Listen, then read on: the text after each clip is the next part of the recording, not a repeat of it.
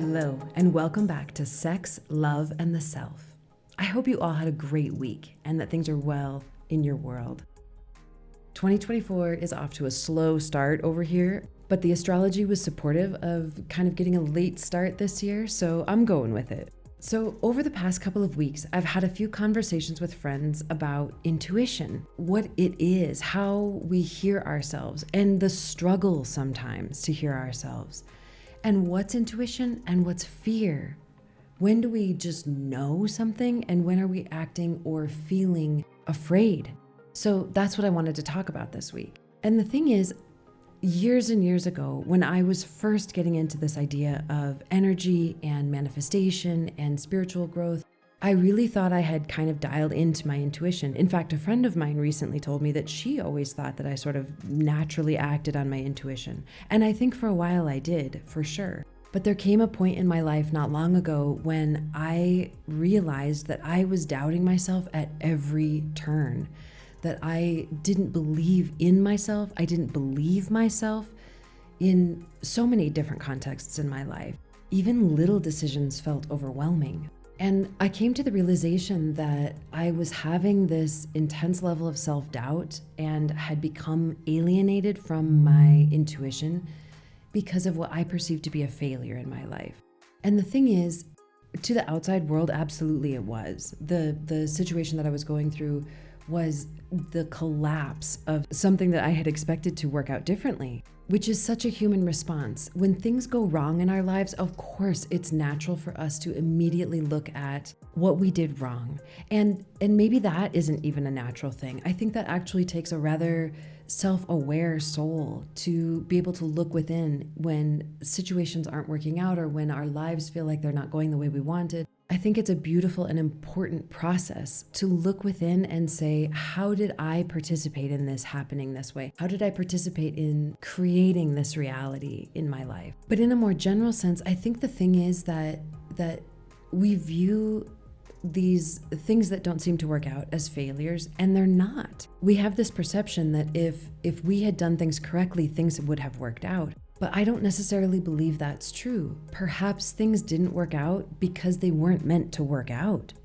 Perhaps we needed that experience. Perhaps we needed to learn whatever we did along that path, but the end result was not in our highest and best interest. And the thing is, when things don't work out, when our plans don't come together, it's easy to begin to think that we don't know what we're doing. A friend of mine joked that she doesn't trust in her intuition because she doesn't have a very good track record with decision making. And of course I understand her point, because in her perspective, the things that she was working towards didn't come to fruition the way that she had planned. But I think that old adage is true, that there are no mistakes. That idea that we were given in childhood that there aren't mistakes, there are just lessons, I believe holds true. The thing is, when I was a kid, when I was hearing that information, when I was getting those messages, it still meant that I'd messed something up. Like I had done something wrong, but that I could look at it as an experience rather than a mistake. I still carried along some responsibility for what had happened with a negative connotation.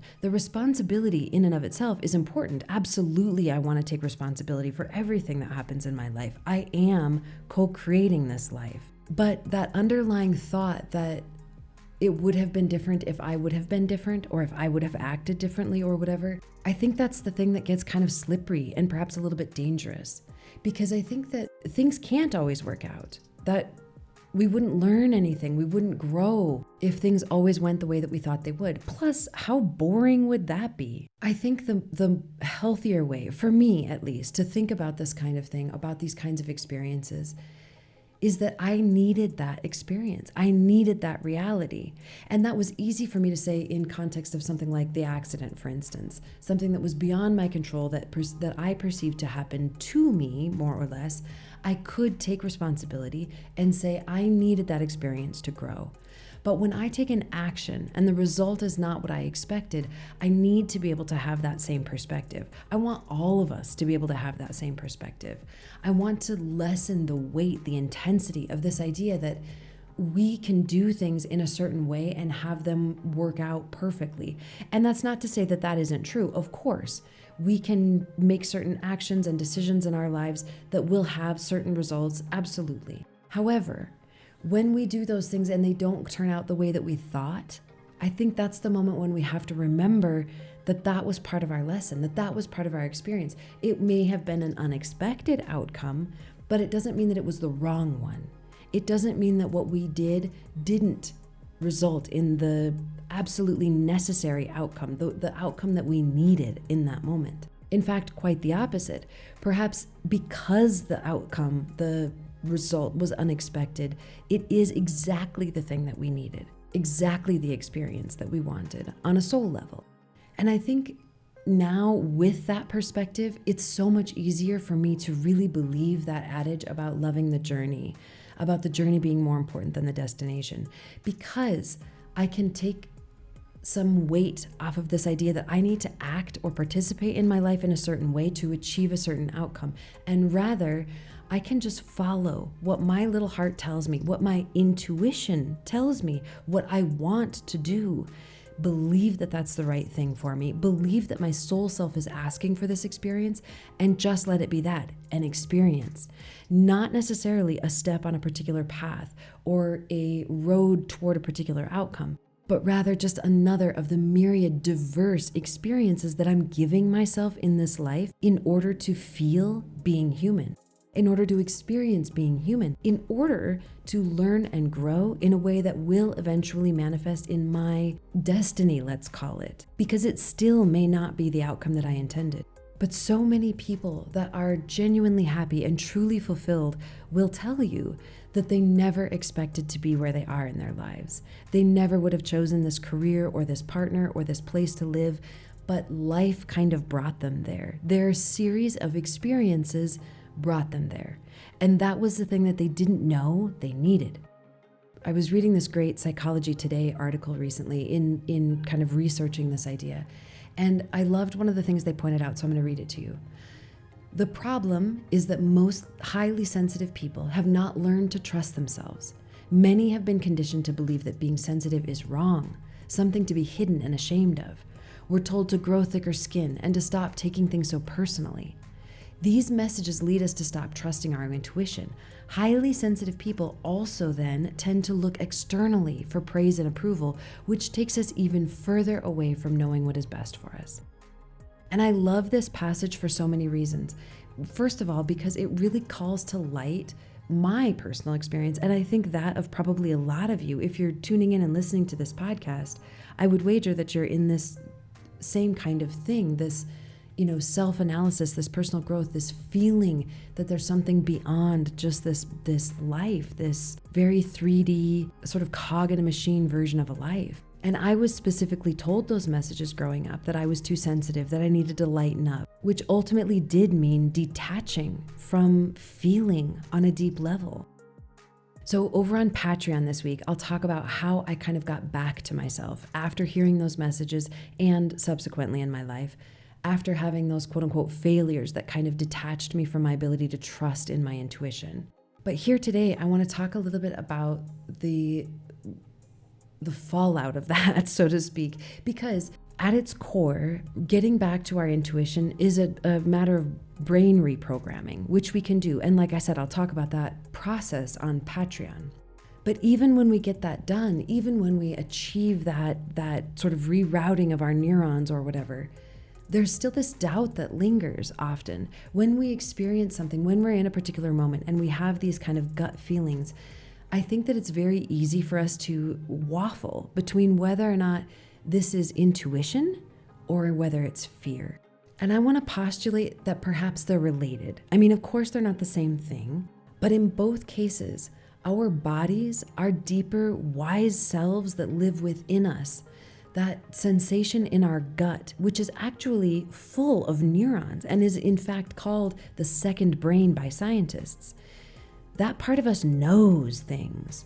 And even if the response is fear, couldn't that just be an extension of intuition? Couldn't that just be a response in our bodies, in our guts, in our deep soul selves that's saying, hold on, take a second.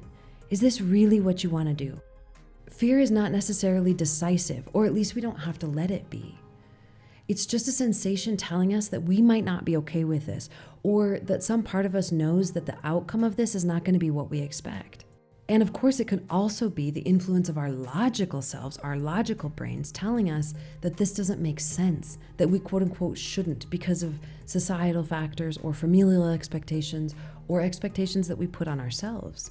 And I think that we can kind of tear that down by first asking ourselves, okay, so if it is fear, and if the worst thing happens, what does that actually mean? Like, maybe the worst thing happening isn't actually all that bad or isn't actually the worst thing. For instance, if we're in a relationship and we have a fear of leaving the relationship, but something in us is telling us that it isn't working, perhaps we can accept that fear as just an element of our intuition and say, what's the worst case scenario here? I leave this relationship.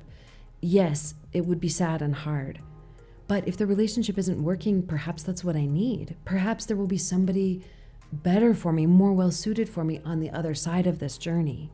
Perhaps I need some time alone. Perhaps I will leave this relationship and we'll come back together in a couple of years or a couple of months. I think in terms of the question about whether or not what we feel is fear or intuition, we can feel our way to that answer. Because particularly if fear is a part of intuition, it's just one of those sensations that we can own, that we can assimilate and analyze and say, do I want to give this power? Am I feeling this way because I don't want to do this thing? Or because I don't want to do something else? Or because I do want to do this thing and I'm afraid that I can't? Or is it because there's some part of me that says I shouldn't? Ultimately, the question is, how does it feel in our bodies? How do we really feel about this? What is the core motivation? Are we trying to avoid feeling something like hurt or shame or embarrassment? What is our brain saying? Is our brain telling us harsh, critical messages, the kind that are, self-deprecating? Because according to Psychology Today, that's probably a sign that it's fear. And what happens in our bodies? Do we feel tense? Do we feel our stomachs knot up? Do we feel tightness in our shoulders or in our back? Again, that's probably fear. If there's openness and joy, I think it's pretty easy for us to say, okay, yeah, that's intuition. That's a pulling towards something. But if there's a resistance, a sort of pushing away from something, or a holding back, perhaps, if there's literal pain in our bodies, I think we can say that's fear. But I think we can also say, what do I want to do with that? What do I want to do with that fear? Do I want to give it power? Because you can, and in some cases should. We should. Fear is a beautiful, undervalued, in my opinion, human emotion that tells us this thing might be dangerous. This thing might hurt us. And sometimes it's a damn good idea to listen to that fear. But in other cases, I think we can just say, okay, this feels uncomfortable. I'm afraid of this. But there's a part of me that still really wants to do this. So I'm going to go forward with eyes wide open, being very aware of how I feel at every step of the process as I move toward this thing that I'm afraid to do, but believe I should do or that I deeply want to do. I'm just going to really assimilate and feel the experience itself and check in and analyze as much as I can along the way about whether or not this is still serving me, the process is still feeding me, that whether or not I still believe in the necessity for my soul self to continue along this journey in this way. And we can also kind of disempower the fear and use it as an analytical tool. We can look at that fear and say, okay, I'm afraid of this because of X, because of the outcome that I'm afraid of, because of the final result that I'm afraid of. But what if there are other outcomes? What if there are other results? Can I get to those? Do those make me happy? Do I want those? And if I want to get to those, is this the path there? Or are there other options? Are there other ways to approach this that maybe don't feel so fearful or that still carry that fear, but I desperately want to do, that I deeply desire to pursue because the experience itself is going to be valuable, whether or not the outcome comes the way that I expect it to. And I think that's the other part of this that we can really kind of latch onto is the desire element. If we feel fear, but there's also a deep desire, I think that that's our intuition saying, yeah, this is going to be scary. The change perhaps is going to be scary, or the process is going to be scary, or there's going to be parts of this that might hurt. And the deep part of me still wants this. I still want this experience. I deeply desire to move forward in this direction. And if it isn't that, if we really don't want to do something, we can acknowledge that perhaps it is because we're afraid, and we can say, is that useful? Perhaps it is. Maybe this is not the time in our lives to dig deeper into spiritual growth and go for the pain because there's going to be value on the other side. Maybe this is a time in our lives to rest. Maybe this is a time in our lives to give ourselves the easy way, the comfortable situation. And we can just use fear and the associated intuition alongside each other to determine, to discern whether or not this fear is useful. Is this fear going to help us be who we really want to be? As is true for me in almost every context of my life, this is another place where self-love can help us so much. Because I want for all of us to be able to get to a point where we love ourselves so deeply that we do the thing that we believe is useful for us, whether there's fear involved or not. If we truly believe that it's the right move forward, if we truly want to do it, I want us to be able to trust that. I want us to be able to believe that our desires are moving us toward the versions of ourselves that we want to be. And I want us to be able to trust ourselves, to love ourselves enough to know that even if this thing doesn't work out the way that we expected, even if the fear was, quote, right, it doesn't mean that it was the wrong thing or that we did something wrong. In fact, it actually probably means that we acted exactly the way we needed to bring ourselves the kind of experiences that we did need, that we did want, and just didn't know logically.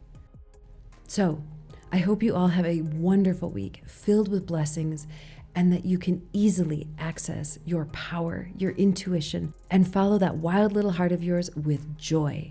As always, I am honored to support you in any way I can. So if you'd like to get a little deeper into this kind of stuff, empower yourself further, love yourself in your life more, just let me know. There are all kinds of resources on my website, of course, and I'd be thrilled to collaborate with you to create a customized system if that's better for you. Just email me at authorjacquelineLenae@gmail.com or reach out on any of my social channels, and you can find those at linktree/Jacqueline Lenae. That's linktr.ee/JACLYNLANAE.